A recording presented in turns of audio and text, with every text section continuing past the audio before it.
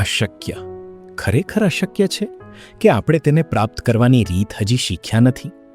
Steven કોટલરની the art of impossible આપણને બતાવે છે કે સામાન્ય વ્યક્તિ પણ યોગ્ય પ્રેરણા, અભ્યાસ અને એકાગ્રતાથી અસાધારણ પરિણામો મેળવી શકે છે. ચાલો આ પુસ્તકનો સાર માત્ર 5 મિનિટમાં સમજીએ. નમસ્તે મિત્રો, વીડી ગુજરાતીમાં આપનું સ્વાગત છે. આજે આપણે વાત કરીશું સ્ટીવન કોટલરની પ્રખ્યાત પુસ્તક the art of impossible a peak performance primer વિશે. આ પુસ્તકનો મુખ્ય પ્રશ્ન છે, માનવી પોતાની ક્ષમતાની મર્યાદા કેવી રીતે તોડી શકે અને અશક્ય લાગતા લક્ષ્યો કેવી રીતે પ્રાપ્ત કરી શકે? સ્ટીવન કોટલર કહે છે કે અસાધારણ સિદ્ધિ કોઈ જાદુ, માત્ર પ્રતિભા કે નસીબનું પરિણામ નથી. તે એક પ્રક્રિયાનું પરિણામ છે. આ પ્રક્રિયામાં 4 મહત્વપૂર્ણ તબક્કા આવે છે: પ્રેરણા, મોટિવેશન, શીખવું, લર્નિંગ, સર્જનાત્મકતા, ક્રિએટિવિટી, ફ્લો સ્ટેટ, ફ્લો.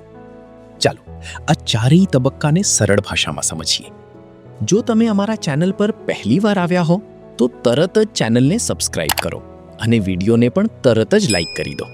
અમારું ચેનલ યુટ્યુબના શ્રેષ્ઠ ચેનલ્સમાંથી એક છે. ચાલો શરૂ કરીએ. પહેલો તબક્કો મોટિવેશન એટલે પ્રેરણા. કોઈ પણ અશક્ય લાગતું કામ શરૂ કરવા માટે સૌથી પહેલાં મજબૂત કારણ જોઈએ. જો આપણું લક્ષ્ય માત્ર પૈસા, પ્રસિદ્ધિ અથવા બીજાઓની પ્રશંસા માટે હોય તો મુશ્કેલ સમયમાં આપણે ઝડપથી થાકી જઈએ છીએ. પરંતુ જો લક્ષ્ય આપણા અંદરના રસ, ઉત્સુકતા અને અર્થ સાથે જોડાયેલું હોય તો આપણે લાંબા સમય સુધી સતત પ્રયત્ન કરી શકીએ છીએ. કોટલર મુજબ સાચી પ્રેરણાના કેટલાક મુખ્ય સ્ત્રોત છે: ઉત્સુકતા, શીખવાની ઈચ્છા, પોતાનું કામ પસંદ કરવાની સ્વતંત્રતા, કુશળતા વધારવાની ઈચ્છા, જીવનમાં કોઈ મોટો હેતુ. અહીં એક મહત્વપૂર્ણ બાબત છે: મોટું લક્ષ્ય રાખો પરંતુ તેને નાના પગલાઓમાં વહેંચો. ઉદાહરણ તરીકે, મારે એક મહાન લેખક બનવું છે. એ મોટું લક્ષ્ય છે, પરંતુ આજનું ચોક્કસ પગલું હોઈ શકે: હું આજે 500 શબ્દો લખીશ. મોટા સપના આપણને દિશા આપે છે, પરંતુ નાના પગલાં આપણને આગળ ધપાવે છે. બીજો તબક્કો લર્નિંગ એટલે સતત શીખવું. પ્રેરણા તમને શરૂઆત કરાવે છે, પરંતુ કુશળતા તમને આગળ લઈ જાય છે. કોઈ ક્ષેત્રમાં અસાધારણ બનવા માટે સતત અને ગહન શીખવું જરૂરી છે. અહીં માત્ર માહિતી ભેગી કરવાની વાત નથી. સાચું શીખવું એટલે મૂળભૂત બાબતો સમજવી, નિયમિત અભ્યાસ કરવો, ભૂલોમાંથી શીખવું, નિષ્ણાતો પાસેથી માર્ગદર્શન લેવું, પોતાના કમજોરીવાળા ક્ષેત્ર પર કામ કરવું.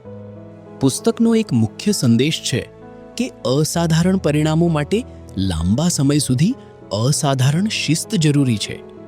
ઘણા લોકો સફળ વ્યક્તિનું પરિણામ જોઈને પ્રભાવિત થાય છે, પરંતુ તેની પાછળના હજારો કલાકોના અભ્યાસને ભૂલી જાય છે. જ્યારે તમે કોઈ કુશળતા શીખો છો ત્યારે શરૂઆતમાં પ્રગતિ ધીમી લાગે છે, પરંતુ જો તમે સતત અભ્યાસ કરતા રહો તો મગજ નવી જોડાણો બનાવે છે અને ધીમે ધીમે કામ સરળ બનવા લાગે છે. ત્રીજો તબક્કો ક્રિએટિવિટી એટલે સર્જનાત્મકતા. મોટી સિદ્ધિઓ માટે માત્ર મહેનત પૂરતી નથી, નવી રીતે વિચારવાની ક્ષમતા પણ જરૂરી છે. સર્જનાત્મકતા એટલે એવી વસ્તુઓ વચ્ચે નવા સંબંધો શોધવા જે અગાઉ અલગ લાગતી હતી. કોટલર કહે છે કે સર્જનાત્મક વિચાર માટે 3 બાબતો મહત્વપૂર્ણ છે: વિવિધ ક્ષેત્રોમાંથી જ્ઞાન મેળવવું, પ્રશ્નો પૂછવાની ટેવ વિકસાવવી, નિષ્ફળતા અને પ્રયોગથી ન ડરવું. ઘણી વખત શ્રેષ્ઠ વિચારો ત્યારે આવે છે જ્યારે આપણે સમસ્યાને જુદા દૃષ્ટિકોણથી જોવાનું શરૂ કરીએ છીએ. તેથી કોઈ સમસ્યા આવે ત્યારે પોતાને પૂછો, આ કામ કરવાની બીજી કઈ રીત હોઈ શકે? જો કોઈ મર્યાદા ન હોત તો હું શું કરત? સર્જનાત્મકતા માટે એકાંત, આરામ અને વિચારવાનો સમય પણ જરૂરી છે.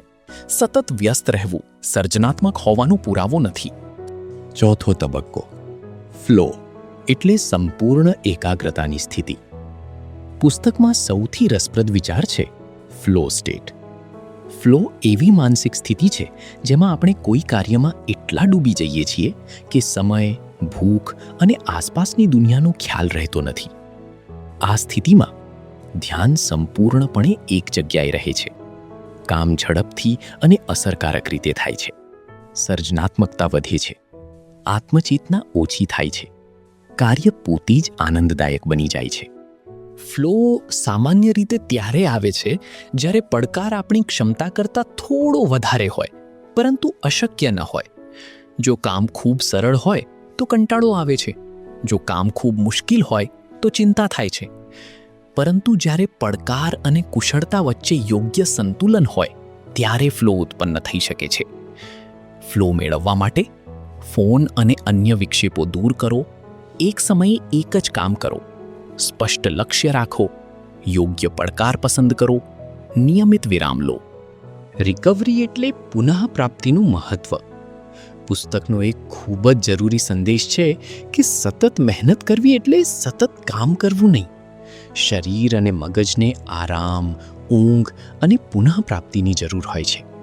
ઊંઘ દરમિયાન મગજ શીખેલી બાબતોને ગોઠવે છે અને શરીર ઊર્જા પાછી મેળવે છે. તેથી પીક પરફોર્મન્સ માટે આ બાબતો મહત્વપૂર્ણ છે. પૂરતી ઊંઘ, યોગ્ય આહાર, નિયમિત કસરત, ધ્યાન અથવા શ્વાસની કસરત, કામ અને આરામ વચ્ચે સંતુલન. આરામ આળસ નથી. આરામ એ લાંબા ગાળાની સફળતાનો ભાગ છે. ધી આર્ટ ઓફ ઇમ્પોસિબલ આપણને શીખવે છે કે અશક્ય લાગતું લક્ષ્ય એક જ મોટી છલાંગથી પ્રાપ્ત થતું નથી. તે માટે જરૂરી છે મજબૂત પ્રેરણા, સતત શીખવાની ટેવ, સર્જનાત્મક વિચાર, ઊંડી એકાગ્રતા અને યોગ્ય આરામ. આજે તમે તમારા જીવનનું કોઈ એક મોટું લક્ષ્ય પસંદ કરો. પછી તેને નાના, સ્પષ્ટ પગલાંમાં વહેંચો.